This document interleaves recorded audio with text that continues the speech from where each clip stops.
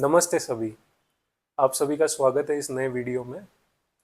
आज हम लोग बात करेंगे इमोशनल इंटेलिजेंस के बारे में। तो इमोशनल इंटेलिजेंस क्या है? उसका सरल सरल अर्थ ये है कि खुद के और दूसरों के इमोशंस को पहचानना, जानना और खुद के और दूसरों के इमोशंस को रेगुलेट करना पॉजिटिवली। कि खुद के और दूसरों के इमोशंस को पहचान के उसको कंट्रोल करने की कोशिश करना, कि जिससे सबका भला हो। इसको ही हम लोग इमोशनल इंटेलिजेंस बोलते हैं। अब क्या आप ऐसे इंसान हो कि जो अपने फीलिंग्स को और अपने इमोशंस को समझ के आप उस उन इमोशंस को फील करने की कोशिश करते हो, एक जगह बैठ के एक्नॉलेज करने की कोशिश करते हो? क्या आप ऐसे इंसान हो कि जो एक जगह बैठ के शायद अकेले में, एकांत में, जब वो सैड फील कर रहा है, थोड़ी देर रोए? क्या आप ऐसे इंसान हो कि जो इन इमोशंस को इग्नोर कर देते हो? क्या आप दूसरों के इमोशंस को समझने की चेष्टा करते हो? क्या आप दूसरों के इमोशंस के लेवल को, इंटेंसिटी को देखने की कोशिश करते हो? अगर हाँ, तो आप इमोशनली इंटेलिजेंट हो।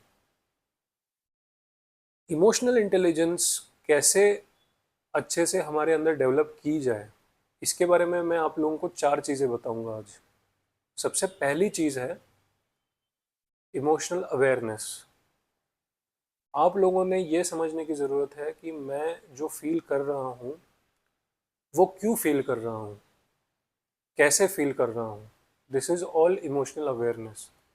कब कब मुझे सैड फील होता है, क्या कोई इंसान जब कुछ मुझे बताता है, जो बोलता है, तब मैं ट्रिगर हो जाता हूँ? या क्या वो मेरे रोज़मर्रा के लाइफ में ही मेरी एक आदत बन चुकी है मेरी पर्सनालिटी की, कि मैं खुद से ही सैड हो जाता हूँ?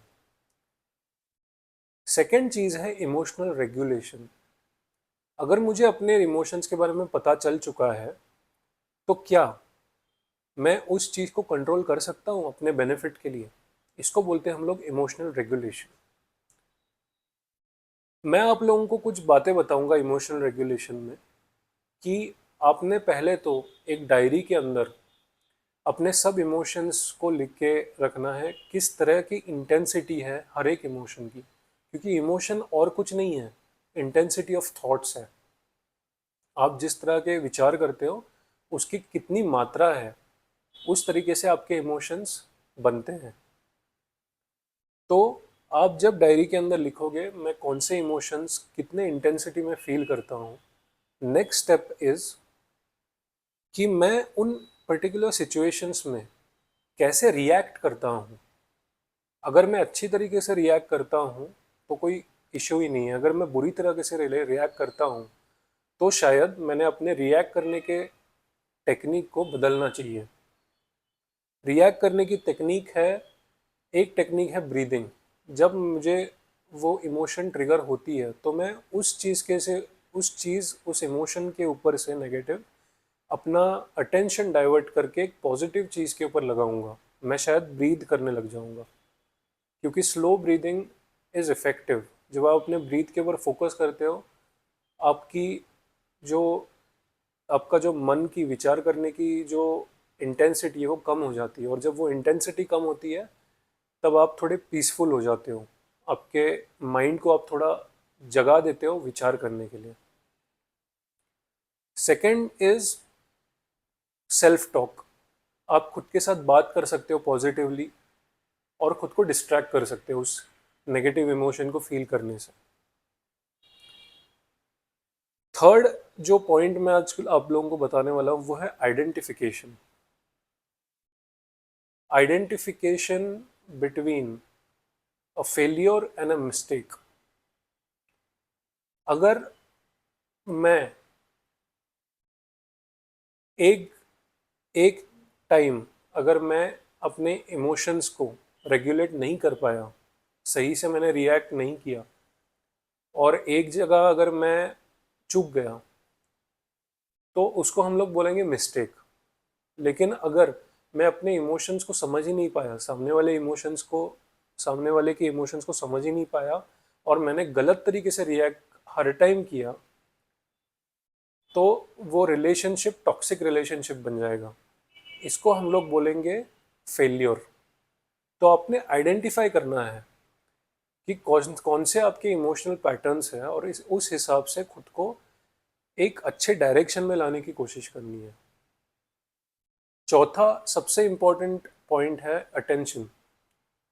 आप एक टाइम पे एक ही चीज़ के ऊपर अटेंटिव रह सकते हो। अगर आप अटेंशन 5 अलग अलग चीज़ों में दोगे तो आप भटक जाओगे, लेकिन आप अगर एक टाइम पे अटेंशन सिर्फ एक चीज़ को दोगे तो आपको रिजल्ट्स भी उतने ही मिलेंगे और आपके माइंड को आप कंट्रोल भी कर पाओगे। तो आपने एक धारणा बना लेनी है कि मैं जब एक एक्टिविटी कर रहा हूँ तो सिर्फ उस एक्टिविटी के तरफ ही ध्यान दूंगा और दूसरे किसी चीज़ के ऊपर ध्यान नहीं दूंगा। ऐसे करके आप एक इमोशनल पैटर्न बना सकते हो, एक पॉजिटिव इमोशनल पैटर्न, और उसको आप अटेंटिवली एक लेवल के ऊपर उसको मेंटेन रख सकते हो। बताने का तात्पर्य ये है कि आप खुद के इनर माइंड के ऊपर अटेंटिव रहो, आप अपने खुद के ऊपर फोकस करो, दूसरों के मन के अंदर फोकस करने की कोशिश मत करो। कभी कभी दूसरों के मन की नेगेटिविटी देख के शायद आपको डर लग सकता है या शायद आपकी खुद की मेंटल हेल्थ अफेक्ट हो सकती है। तो एम इज़ कि पहले आप अपने अंदर के इमोशंस को कंट्रोल करो और फिर सामने वाले के इमोशंस को भी समझने की कोशिश करो। जितना आप सामने वाले को समझने की कोशिश करोगे अच्छी तरीके से, उतना आपका ही भला होगा, क्योंकि उतना आपका व्यवहार सामने वाले के साथ अच्छा बन जाएगा। लेकिन first step starts with your own ability. तो अपने एबिलिटी के ऊपर फोकस करो, अपने इमोशंस को अच्छे रखने की कोशिश करो। अगर ये वीडियो आप लोगों को पसंद आया तो please like share and subscribe this channel, and comment section में ज़रूर लिखिए इमोशंस के इंटेंसिटी के बारे में। कब ऐसे लास्ट टाइम हुआ था कि आप सामने वाले के इमोशंस को समझ पाए थे, खुद के इमोशंस को समझ पाए थे, और उस वजह से दोनों का भी अच्छा हुआ? ये आप ज़रूर कमेंट सेक्शन में लिख के मुझे बताएं। एंड बेल बटन दबाना मत भूलिए सब्सक्राइब बटन दबाने के बाद। थैंक यू दोस्तों।